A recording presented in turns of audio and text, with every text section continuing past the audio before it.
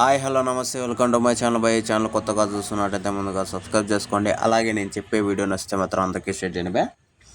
అయితే ఈరోజు మన టాపిక్ వచ్చేసి మన గబ్బర్ సింగ్ రిలీజ్ గురించి అయితే మాట్లాడుకున్నాం భయ్య.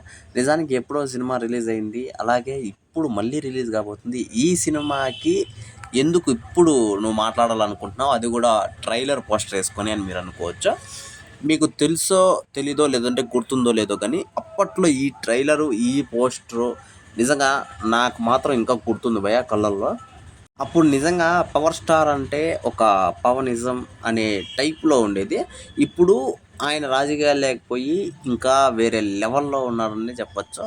ఇంకా వేరే లెవెల్, నిజంగా నాకు మాటలు రావట్లేదు, అంత రేంజ్లో ఉన్నాడు ఆయన మాత్రము. అయితే మనకు రాజకీయాల గురించి వద్దు కానీ దీని గురించి అయితే మాట్లాడుకున్నాం భయ్య. నిజానికి మనకు మొత్తం హైదరాబాదులో 53 షోస్ అయితే వేస్తున్నారు భయ్య గబ్బర్ సింగ్, అంటే సెప్టెంబర్ 2వ తారీఖున. నిజంగా ఇది చాలా గ్రేట్ అనే చెప్పచ్చు. ఎందుకంటే మొరారి సినిమానే 46లో 47 వేసారు భయ్య. అలాంటిది 53 అంటే షోస్ వేయడం అనేది ఇదే రికార్డు స్థాయిలో.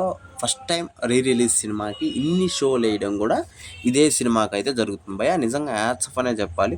ఇదంతా పవర్ స్టార్ గారి ఆయనకున్న రికార్డుల్లో బెస్ట్ రికార్డ్ అని కూడా చెప్పొచ్చు. ఎందుకంటే చాలా ఏళ్ళుగా, దాదాపు 12 ఏళ్ళుగా పాపం ఆయన, అంటే ఆయనకు ఒక్క హిట్ కూడా పడలేదు. కాకపోతే ఈ సినిమా గబ్బర్ సింగ్ అనే సినిమాతో ఆయన రేంజ్ని, అసలు నీ రేంజ్ ఇది అన్నా అసలు నీ రేంజ్ తగ్గలేదు అని నిరూపించిన సినిమా అయితే ఇది భయ్య.